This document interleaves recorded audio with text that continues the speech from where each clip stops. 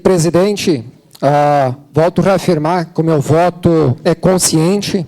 Estarei votando não ao subsídio. 10 milhões é um valor muito elevado e muitos da sociedade, eu diria, que nem consciência tem da tamanha dimensão desse dinheiro.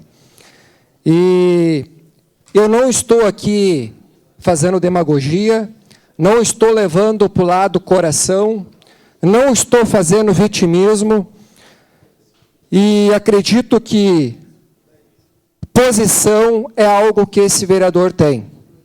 Eu não estou aqui votando na emoção, e sim com a razão.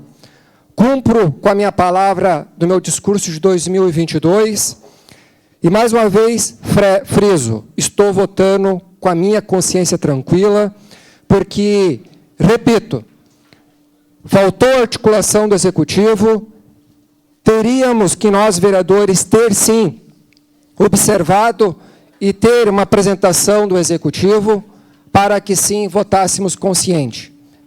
E eu gostaria de votar, sim, mas, como eu não tenho pleno conhecimento do projeto, volto a afirmar, voto contra o repasse dos 10 milhões que serão repassados aí hoje, quem faz o transporte público Visate Caxias do Sul. Muito obrigado.